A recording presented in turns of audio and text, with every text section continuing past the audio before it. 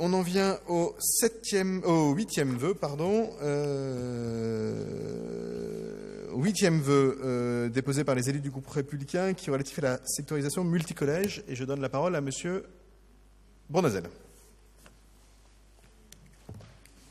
Merci, Monsieur le maire. Oui, alors je voudrais lever préventivement une critique qui pourrait venir de votre part. Il existe la guerre préventive, il existe aussi les critiques préventives. Pourquoi on revient sur ce sujet alors que la réforme a été votée au Conseil de Paris?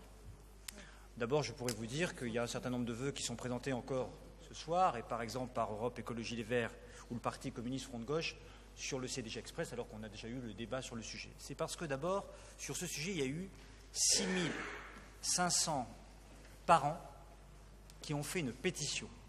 6500 parents dans un quartier, ce n'est pas rien. C'est même important. Et dans la diversité de leur parcours, eh bien, ils disent leur incompréhension, d'abord sur la méthode. La méthode, le sentiment, c'est le manque d'écoute, le manque de dialogue et la décision qui tombe d'en haut, sans respect de l'intérêt qu'ils considèrent important pour leurs enfants, de l'intérêt qu'ils ont eux comme parents et de l'intérêt des enseignants qui l'ont également manifesté.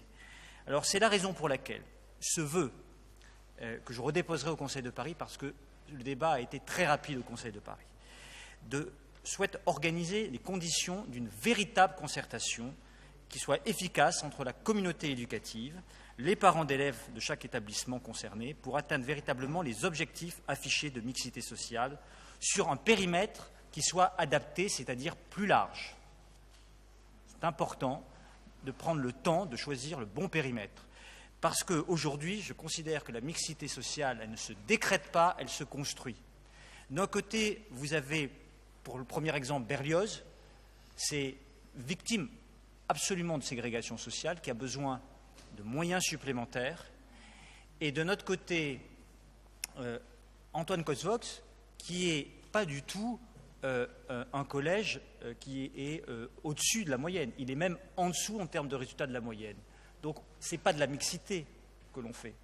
Donc, là-dessus, il y a quand même un débat qu'il faut avoir, qu'il faut prendre le temps, je crois, avant de prendre des décisions hâtives qui ne vont pas dans le bon sens. Et puis, retour à la concertation permettrait d'avoir un périmètre plus adapté, certainement plus large, et qui permettrait de constituer une véritable mixité sociale. Je souhaite que ce vœu puisse être entendu dans la diversité de nos sensibilités politiques, parce qu'il s'agit d'intérêt général, et d'entendre la méthode, à la fois de la nécessaire concertation, et le fond qui nécessite de revoir le périmètre. Et je crois que chacun serait gagnant à entendre la voix de 6500 parents d'un quartier.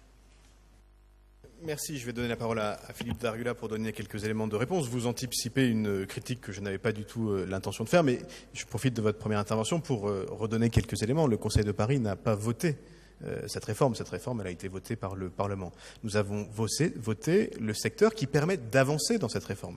Et d'avancer dans cette réforme dans le cadre d'une concertation qui a reprise dès le retour des vacances de février. Deux réunions ont déjà eu lieu rassemblant les divers acteurs. Il y a encore beaucoup de sujets qui sont en cours de concertation. Et donc la concertation, la co-construction de cette réforme, qui a été rendue effectivement possible par le vote du Conseil de Paris, n'est pas aboutie, loin s'en faut. Et d'ailleurs, la réforme prend une forme légèrement différente à certains égards de ce qu'on avait sans doute les uns ou les autres imaginé. Donc on est dans le cours d'un processus. On n'est pas à l'aboutissement du processus. Et d'ailleurs, ce processus, on l'avait décrit dans le vœu qui a été voté au Conseil de Paris et qui décrivait les exigences qui étaient celles des élus parisiens sur cette réforme. Mais je vais donner la parole à Philippe Darula pour donner des éléments plus précis, pour nous dire tout simplement où on en est. Philippe. Oui, merci beaucoup, monsieur le maire. Alors, d'abord, rassurez-vous, monsieur Bournazel, je n'allais pas vous faire ce reproche. J'allais plutôt, au contraire, vous remercier de me permettre de revenir sur ce dossier, sur lequel, en effet, c'est important que nous puissions, au fur et à mesure que les choses avancent, informer le Conseil. Alors, avant de revenir sur le dossier lui-même, permettez-moi, chers collègues, de venir sur un point et de faire une remarque sur un des considérants de votre, indépendamment des orientations et des choix politiques, qui sont ceux d'un vœu normalement, Il y a un considérant qui, tel que vous l'avez rédigé, je ne sais pas si c'est le sens que vous vouliez lui donner, me pose problème et je voudrais y revenir. C'est le 4e. Vous écrivez « Considérant que le corps enseignant comme les parents d'élèves du collège Coysevox et des écoles de ces secteurs n'ont pas été associés à la concertation préalable à l'expérimentation de 2 secteurs multicollèges, etc., et n'ont été informés que tardivement à la fin de l'année 2016.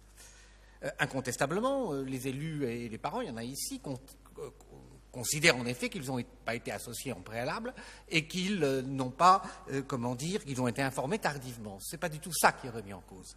Ce que je veux mettre en cause, c'est que quand on lit ces considérants comme cela, on pourrait penser que cela sous-entend que d'autres parents ou d'autres enseignants, d'autres secteurs, et je sais que la rumeur a couru, et je sais que la rumeur court, et je vois des hochements de tête qui montrent qu'il y a besoin de faire cette précision, d'autres auraient pu être informés.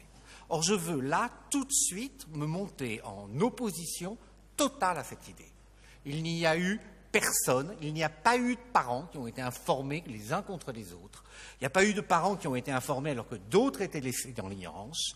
Il y a eu peut-être en effet, et je l'ai moi-même dit, on aurait préféré que le débat commence plus tôt l'an dernier sur l'application de la réforme. Bon, il y a eu peut-être, mais ça a été fait dans le même temps, dans le même rythme, pour l'ensemble des parents des 2 secteurs qui adoptent vis-à-vis de cette position de multisecteur, d'ailleurs, des positions très différentes. Donc, je pense que c'est notre responsabilité d'élus et que là, collectivement, face à ce genre de rumeurs et d'angoisses, de bien faire comprendre qu'en aucun cas, il ne s'agit de monter des parents les uns contre les autres, des enseignants les uns contre les autres.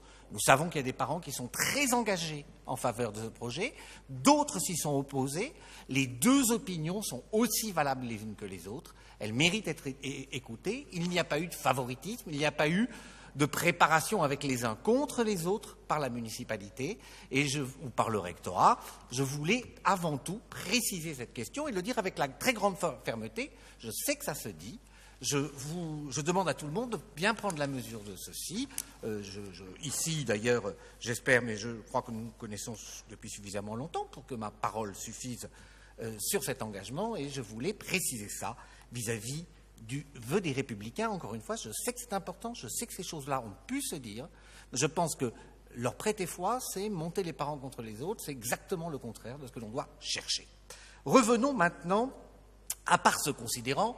Si j'ai mal interprété votre propos, je vous prierai de m'en excuser. Si ce n'est pas le cas, j'espère que vous tiendrez compte, indépendamment du débat de fond, de ce que je viens de dire. Alors maintenant, sur le projet en tant que tel. D'abord, les enjeux du projet. Les enjeux, vous-même, dans les considérants de votre vœu, vous faites référence à l'enquête PISA. Qu'est-ce que dit l'enquête PISA? C'est qu'en France, plus que nulle part ailleurs dans les pays d'Europe occidentale, il y a corrélation entre situation sociale et échec scolaire. Qu'il y a donc là, j'ai envie de dire, une priorité politique qui devrait être une priorité politique absolue de tout le monde. D'ailleurs, vous-même, vous dites dans votre intervention que la mixité est en enjeu. Mais c'est un enjeu très fort. C'est un enjeu très fort, encore plus en France que dans les autres pays d'Europe occidentale. Et c'est un enjeu qui nécessite 2 choses, je crois. Une politique volontariste et des moyens. Une volonté politique et des moyens. La volonté politique, elle est affirmée par le ministère, le maire l'a rappelé, il ne s'agit pas d'une réforme municipale. D'ailleurs, des expérimentations de ce genre ont lieu dans beaucoup d'autres villes de France, et d'ailleurs aussi Bouin, mais j'ai un exemple en tête, en milieu rural, semi-rural, enfin c'est en général plutôt dans des milieux urbains, donc ce n'est pas une exception parisienne, c'est bien une politique gouvernementale qui a été adoptée, qui je pense est une bonne politique, et qui donc a été mise en place par le rectorat et que nous accompagnons. Nous l'accompagnons, et vous savez l'engagement, à quel point je crois, parce que depuis que je suis élu sur les affaires scolaires dans le 18e arrondissement, je sais à quel point notre arrondissement souffre d'une ségrégation scolaire, une ségrégation sociale entre les établissements scolaires. Et combien des différenciations, des gaps, j'ai envie de dire, je trouve un mot français, des fossés serait exagéré, si des fossés qui peuvent exister d'un bâtiment à l'autre, ont développé ces inégalités scolaires. Et je sais aussi que cette situation, si on continue à laisser faire des écoles et des établissements scolaires qui tendent à se ghettoiser, ont va à une catastrophe scolaire, mais pas aussi une catastrophe du vivre ensemble, de la façon dont se construit la ville de demain, de la façon dont des individus de cultures, d'origines, de situations sociales différentes apprennent à vivre ensemble dans la ville. Alors, volonté politique. Et puis ensuite, ça ne suffit pas la volonté, parce que sinon on est dans le subjectivisme, comme on dit.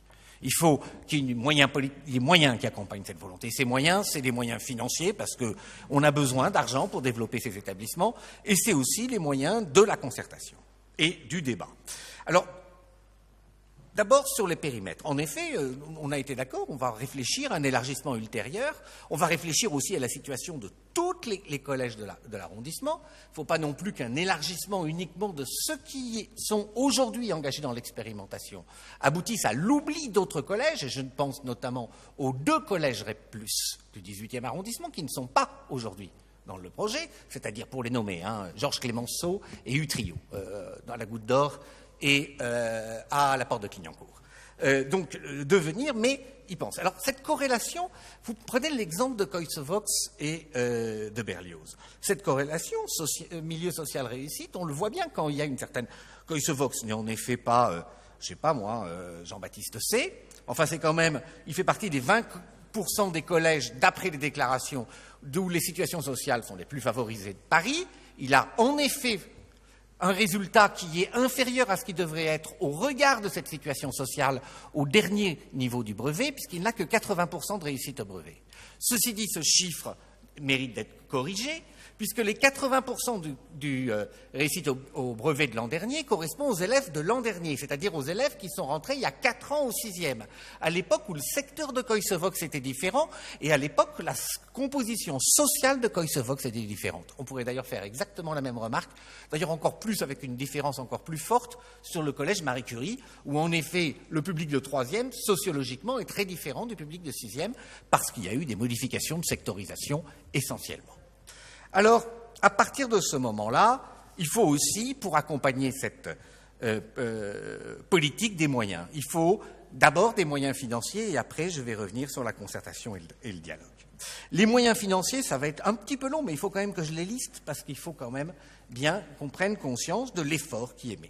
D'abord, du point de vue du rectorat, Collège Berlioz, ajout d'une langue vivante 1 d'anglais, ultérieurement de l'italien en langue vivante 2. Implantation d'une bilangue anglais-chinois, création d'une classe média, implantation d'une section sportive scolaire rugby, collège Antoine Coysevox, alignement de la dotation horaire globale, les dotations pour les enseignants pour assurer des cours, sur le groupe 4, c'est-à-dire globalement ce collège aura pour les 6e, puis progressivement pour toutes les classes au fur et à mesure que la réforme, qui seront dans l'expérimentation, une situation de REP sans être REP. Les effectifs de 25 par classe, je reconnais que c'est un peu redondant, puisque ça fait partie du premier point, et la création d'un CPE supplémentaire, d'un second CPE sur ce collège. Du point de vue de la ville, le collège Coysevox, qui touchait jusqu'à présent, puisque c'était un collège de catégorie 2, 5 000 € par an pour ses projets éducatifs, essentiellement les voyages, touchera dorénavant 19 500 € par an. Une offre de résidence d'artistes est proposée sur les 2 collèges. L'implantation du dispositif Action collégien va être mise en place à Berlioz. Un effort de la ville pour améliorer l'entretien et l'embellissement des 2 collèges est aussi prévu. Marie Curie, excusez-moi, mais il faut dire tout ça quand même. Une 4e, 6e est ouverte, ce qui garantit des effectifs très faibles dans ce collège. Une résidence d'artistes aussi est proposée. Une classe sportive rugby spécifique sera créée à Gérard Philippe, complétera la classe basket qui existe actuellement.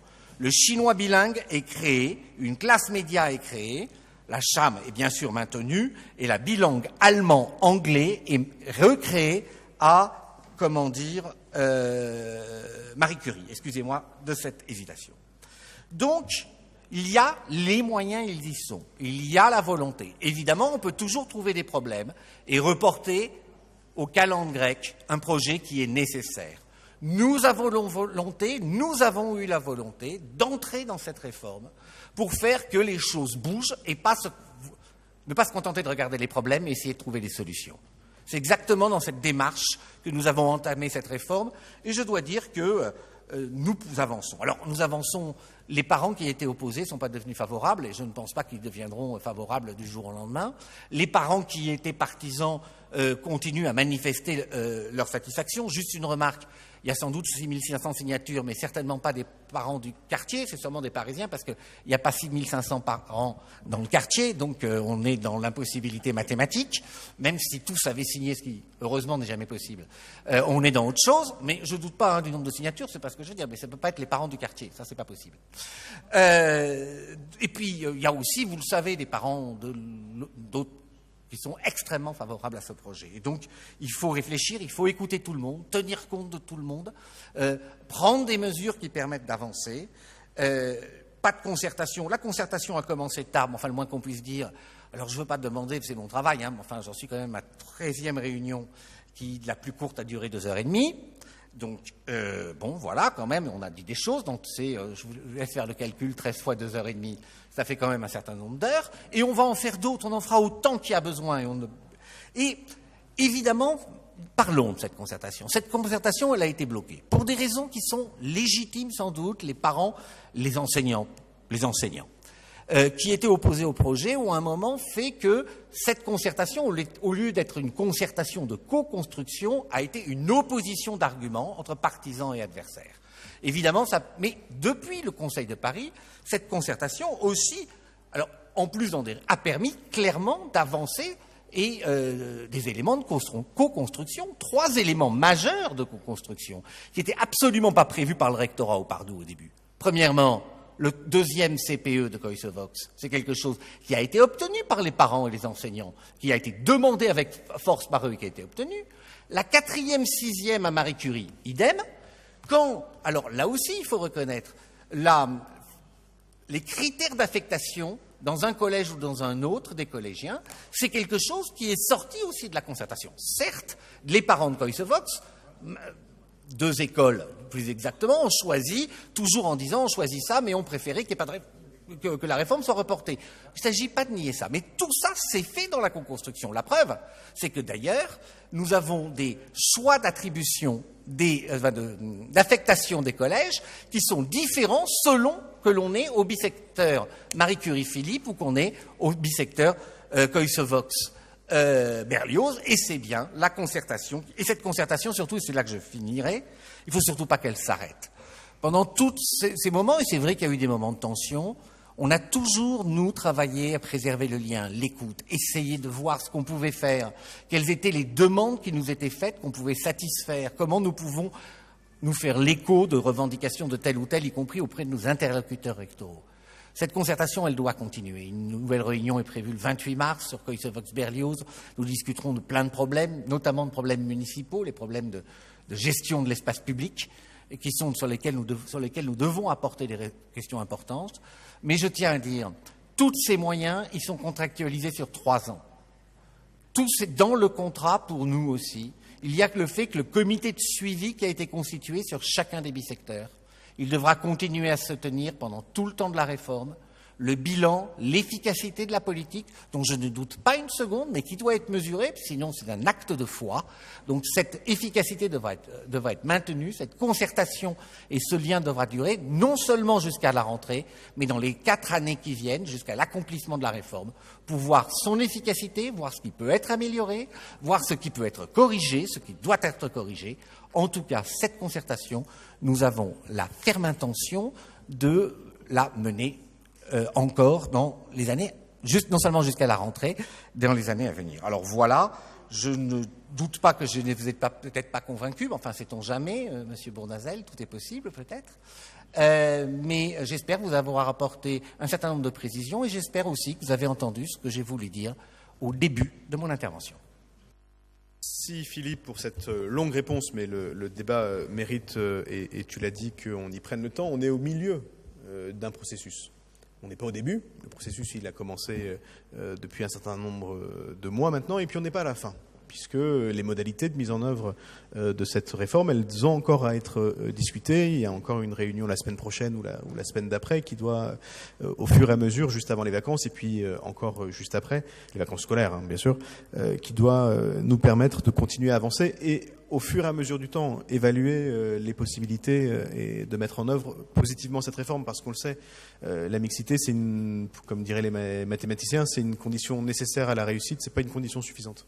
Et nous, on veut construire les conditions nécessaires et les conditions suffisantes. Et on a toujours mis sur le même plan l'amélioration de la réussite scolaire de l'ensemble des 2 bisecteurs et la mixité scolaire qui d'ailleurs de l'une dépend d'ailleurs l'autre, et l'une ne se fait pas au détriment de l'autre, et on ne fait pas les choses pour un collège et pas pour un autre. Voilà pourquoi, comme Philippe, je pense que le moment de la concertation doit continuer, que cette discussion doit perdurer et qu'on doit pouvoir continuer à travailler parce qu'on n'est pas encore au bout. Je vais donner la parole à ceux qui le souhaitent. J'ai vu Gérald Briand. Je ne sais pas s'il y a d'autres demandes de prise de parole sur ce sujet, et puis ensuite nous passerons au vote. Gérald Briand. Alors, très court, parce qu'il commençait vraiment à être très tard.